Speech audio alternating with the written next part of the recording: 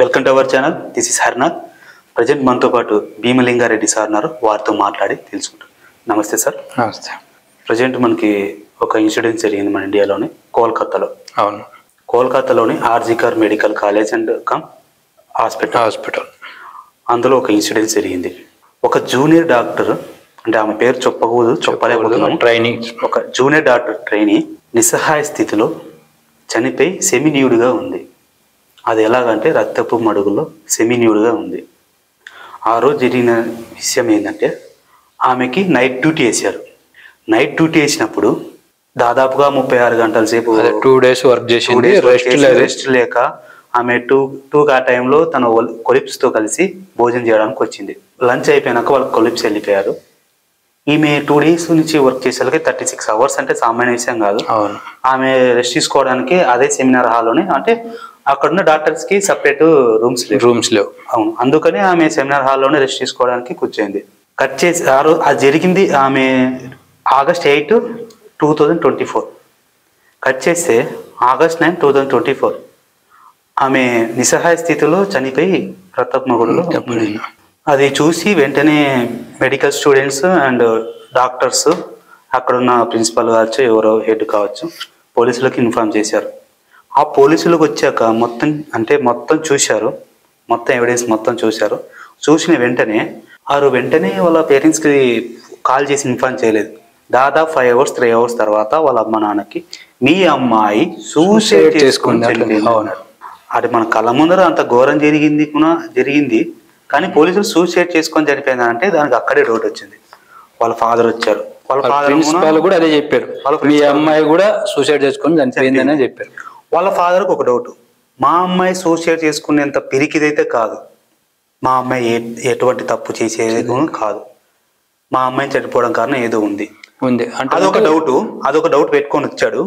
ఇంకోటి వాళ్ళ డాడీకి జస్ట్ ఒక ఫోటో మాత్రమే తీసుకోవడానికి లోపల ఫస్ట్ చూద్దాము, వాళ్ళ కూతురు చూద్దామంటే లోపల పంపిలే. అవును, చాలాసేపు పోరాడితే గానీ పంపిలేదు. అప్పుడు తండ్రిని పంపించారు. తండ్రిని పంపిస్తే ఆయన ఫోటో తీసుకుంటా అన్నా కూడా ఫోటో తీసుకునేలే ఫస్ట్. అవును, ఆయన ఉండి లేదు నా కూతురు నేను ఫోటో తీసుకోకుంటే ఎట్టా అన్నట్టు కొంచెం గట్టి వాయిస్ చేసే లోపల ఒక్క పిక్ తీసుకోవడానికి మాత్రమే ఇచ్చారు. అవును, ఒక్కటే ఫోటో తీసుకున్నాడు. తీసుకొని ఏం చేశాడు, వాళ్ళ గ్రూప్ ఉంటుంది కదా, ఫ్యామిలీ గ్రూప్, వాళ్ళు పంపాడు. తర్వాత వచ్చేసి ఎవరు అదే వాళ్ళ కొలీగ్స్ లో ఒక లేడీ చూసి, ఆమె 2 కాళ్ళు 90 degrees విరిచేసి ఉన్నాయి, ఒక వేలిగును విరిచేసి ఉంది, గొంతు నిమినట్లు ఉంది, ఇక్కడ ఘాటులు ఉన్నాయి, బ్లడ్ ఏమో బ్లీడ్ అవుతుంది నోట్లోంచి, ప్రైవేట్ పార్ట్స్ నుంచి బ్లడ్ వస్తుంది, సెమిన్యూడ్గా ఉందని చూసి ఆమె చెప్పింది విషయం ఏంటంటే, ఇది సూసైడ్ కాదు, ముమ్మాటికి హత్య అని చెప్పింది. అది తండ్రికి కూడా డౌటే ఫస్ట్ నుంచి. కానీ ఎందుకైనా మంచి చెప్పి వాళ్ళ రిలేటివ్ కి పంపించేసి మంచి ఆమె ఏదో డాక్టర్ ఏదో ఉండాలి, సంథింగ్ ఏదో చూస్తే తెలిసిపోతుంది. తెలిసిపోతున్నాము ఎవరికైనా కూడా ఆ పొజిషన్ లో ఇప్పుడు కింద పడి బ్లడ్ వచ్చింది, ఇతరుల కమిలిపోయి ఉంది, ముఖం మీద ఘాట్లు ఉన్నాయంటే ఆ సూసైడ్ అని ఎలా చెప్తారు పోలీసులు కూడా? అంటే వీటి వెనకాల చూస్తుంటే బడా తలకాయలు ఏదో ఉన్నాయి. ఇప్పుడు హాస్పిటల్ వాళ్ళు కూడా ఉన్నారని కొంచెం డౌట్ వస్తుంది. ఆ ప్రిన్సిపాల్ కూడా అమ్మాయి పడిన పొజిషన్ కానీ, అమ్మాయికి ఉన్న గాయాలు కానీ ఇదల్లా నలిపినట్లు, ముఖం మీద ఘాటు, మూతి అన్ని ముచ్చి ఏదో చేశారు. మొత్తానికి చేస్తే కూడా అంత చూసి కూడా ఆయన సూసైడ్ అంటే ఎలా చెప్పగలుగుతాడు? అదొకటి. తర్వాత వచ్చేసి అంతా ఇది డీటెయిల్గా ఇది హత్య అని తెలిసి వీళ్ళంతా స్టూడెంట్ చెప్పారు తండ్రి, ఇది మా అమ్మాయిది ఆత్మహత్య కాదు హత్య అనే లోపల బయటకు పోయింది ఇష్యూ. ఈ కేసును వచ్చేసి క్రైమ్ వాళ్ళకి అప్పగిచ్చారు. ఫస్ట్ క్రైమ్ కప్ చెప్పలే, బయటకు వెళ్ళింది ఇష్యూ. బయటకు వెళ్తే ఇప్పుడు డాక్టర్లు బయటకు వెళ్ళింది, అది మహిళా సంఘాలు, డాక్టర్లు, జూనియర్ డాక్టర్లు ఉంటుంది అంత. అప్పుడు క్రైమ్ వాళ్ళు దిగారు, ఎంట్రీ అయితే మొత్తం అక్కడ ఉండే సిచ్యువేషన్ అంతా చూశారు. వాళ్ళకి ఒక బ్లూటూత్ దొరికింది. అది కూడా ఎట్టా, ఒక ఆయన సంజయ్ రాయ్ అనే వ్యక్తి అదే హాస్పిటల్లో ఒక హెల్పర్ గా పనిచేశాడు. అది వాలంటరీ టైప్ లో. ఇప్పుడు మన ఏపీలో ఉన్నారు కదా వాలంటీర్స్, జగన్ పెట్టినాడు కదా, అలా పోలీసులకి సపరేట్ గా వాలంటీర్స్ పెట్టారు. అది 2019 మమతా బెనర్జీ హయాంలోనే పెట్టింది. వాళ్ళకి మంత్లీ 12,000. బట్ అతను కూడా ఎలా పట్టుకున్నారంటే, క్రైమ్ వాళ్ళు వచ్చేసి క్యాంపస్ లో మొత్తం సీసీ కెమెరాలు చెక్కింగ్ చేసేకే ఒక సంజయ్ రాయ్ అనే వ్యక్తి సేమ్ హెడ్ సెట్ తన చెవిలో పెట్టుకొని వెళ్తున్నట్లు చూశారు లోపలికి వెళ్ళేటప్పుడు. తర్వాత 3 AM సంథింగ్ 3 AM 4 AM ఆ టైంలో బయటకు వచ్చేటప్పుడు హెడ్ సెట్ లేదు, టెన్షన్గా వెళ్ళిపోయాడు. అతను వెళ్ళి సంథింగ్ ఇంటికి వెళ్ళి బట్టలు ఉత్తుకోవడం తిరగడం అంతా అన్ని మా నేను ప్రూఫ్స్ ఏం పోగొట్టుకోరు కదా. మంచి స్నానం చేశాడు, బట్టలు ఉతుక్కున్నాడు, మంచిగా పండుకొని నెక్స్ట్ రోజు వచ్చాడు. ఆ 2 AM తర్వాత క్యాంపస్ లోకి ఎవరైతే ఎంటర్ అయ్యారో మొత్తం అంటే రోగులు కావచ్చు ఎవరైనా కావచ్చు అందరిని పట్టుకొని విచారించారు. ఆ హెడ్ సెట్ దొరికింది కదా, ఆ హెడ్ సెట్ ని కనెక్ట్ చేసి చూశారు. ఎవరి డివైస్ కి కనెక్ట్ అవుతారు, అది అందరు సెల్లులు తీసుకున్నారు. డౌట్ ఉన్న వాళ్ళు అందరు సెల్లులు తీసుకున్నారు. అవును, తీసుకొని అప్పుడు అది ఎవరు దానికి కనెక్ట్ అవుతుందని చూశారు. సంజయ్ రాయ్ దానికి కనెక్ట్. అతన్ని పట్టుకొని విచారించాలికే అవును నేనే చేశాను, రుబాబు అవును నేనే చేశాను, పశ్చాత్తాపం అనేది లేదు. అతని కళ్ళలో పశ్చాత్తాపం అనేది లేదు. అతను ఇంట్లో అంటాడు అవును నేనే చేశాను, ఉరి శిక్ష చేస్తారా వేసుకోండి అని రుబాబు మాట్లాడుతాడు. అంటే అతనికి ఉన్న ధైర్యం ఏంది, ఆయన వెనకాల ఇంకా వేరే ఉంది, పెద్ద తలకాయలు ఏవో అతనికి హెల్ప్ చేస్తున్నాయి. ఇంకోటి ఆయన ఇష్టం తెలుసా, ఆయనకు 4 పిల్లలు, 4 భార్యలు, 3 ఈయన బాధ తట్టుకోలేక, అంటే షాడిజం, ఈయన బాధ తట్టుకోలేక 3 వదిలేసి వెళ్ళిపోయారు.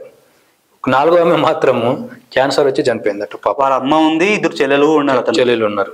ఈయన వచ్చేసి మళ్ళీ బాక్సింగ్ ట్రైనర్ ఆ టైప్ తెలుసు అంట. అవును, హై స్కిల్స్ ఉపయోగించి ఆమె దాడి చేశాడు ఫస్ట్ ఆమె మీద. అవును, దాడి చేశారు. షాకింగ్ న్యూస్ ఏంటంటే డాక్టర్స్ కూడా తెలిపింది ఏంటంటే పోస్ట్ మార్టం లో ఈ అమ్మాయిది ముమ్మాటికి అది ఎలాగా చాలా టార్చర్ పెట్టి చంపారు. అది అని చెప్పారు. రేప్ గుణం అంటే సామాన్య కాదు. అవును, సగటు మనిషికి స్పమ్ అనేది 20 grams and 25 grams బిలోనే ఉంటది. కానీ ఆమె కడుపులో మటుకు 150 grams అబోనే ఉంది. అవును, అంటే ఇది ముమ్మాడికి గ్యాంగ్ అని అర్థం. అవును, 1 నుంచి 4 దాకా పాల్గొన్నారు అన్న టైప్. అది ఎప్పుడు 6 days తర్వాత ఇది తెలిసారు. అవును, మమతా బెనర్జీ పోస్ట్ మార్టం వచ్చినాక మమతా బెనర్జీ ఇమీడియట్ గా ఆ నిందితులకి ఉరి శిక్ష పడేట్లా మేము చూసుకుంటా అని చెప్పి మాట ఇచ్చింది. Okay super. సిబిఐ కేసు అప్పు చెప్పింది. కానీ నాకు డౌట్ అంటే డౌట్ కాదు, నాకు కూడా అనుమానమే. కానీ ఇలాంటి వాళ్ళకి ఎందుకు వాలంటరీగా ఇచ్చారంటే పోలీసులు హెల్పర్గా ఇచ్చారు. వాళ్ళు ఏదో రుబాబుగా స్టార్టింగ్ ఉండకపోవచ్చు, తర్వాత వచ్చిండు. అది కూడా ఈయన మీద ఆల్రెడీ హాస్పిటల్లో చాలా కంప్లైంట్స్ ఉన్నాయి. ఓకే, వచ్చిన కస్టమర్ ఉంటారు కదా, రోగులు ఉంటారు కదా, వాళ్ళ వెనకాల ఒకరు వస్తారు కదా వాలంటరీగా, వాళ్ళ మీద కొంచెం ఏదో బిహేవియర్ సరిలేదు. తర్వాత అక్కడ ఉండే నర్సుల మీద ఈయన ప్రవర్తించే తీరు బాగాలేదంట.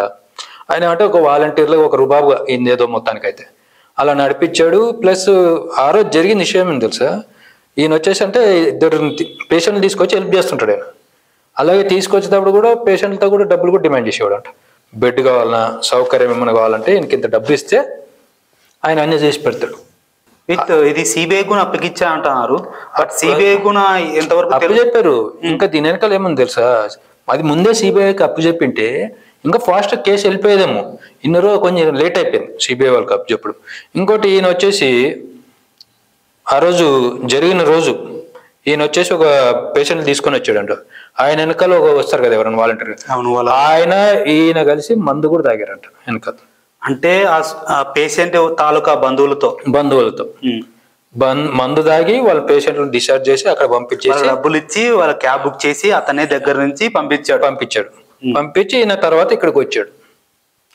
ఇది జరిగింది మొత్తానికైతే ఇది ఒక్కడి వల్ల అయితే ఇది అంత ఉండేది డౌట్. ఆల్రెడీ పోస్ట్ మార్టం లో వచ్చింది, ఒక్కరి వల్ల కాదు ఇది అంటే.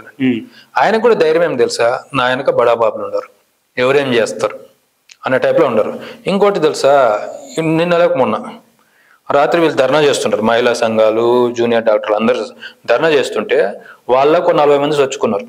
వాళ్ళు కూడా ధర్నా చేసే టైప్ లో వచ్చేసి ఇమ్మీడియట్గా లేచి అక్కడ సంఘటన జరిగిన ప్లేస్ పోవడానికి చాలా ట్రై చేశారు. హాస్పిటల్ సీసీ కెమెరాలు వాళ్ళు కొట్టారు, హాస్పిటల్ ధ్వంసం చేశారు, అడ్డొచ్చిన డాక్టర్లను కొట్టారు, నర్సులను కొట్టారు. ఆ పోలీసులు కూడా ఏమంటే ఎక్కువ జనాలు లేరు, ఫోర్స్ వీళ్ళని అడ్డుకుని కాలే. అప్పుడేం చేశారు పోలీసులు, పై వాళ్ళు ఫోన్ చేస్తే అప్పుడు ఎక్స్ట్రా బలగాలు వచ్చేటప్పుడు వీళ్ళు పరిగెత్తిపోయినారు. దాంట్లో 12 మంది దొరికారంట. వాళ్ళని విచారిస్తుంటారు. సరే ఇప్పుడైతే సిబిఐకి అప్పచెప్పారు, చూద్దాం సిబిఐ వాళ్ళు ఎంత జల్దీ ఈ కేసుని సాల్వ్ చేస్తారు.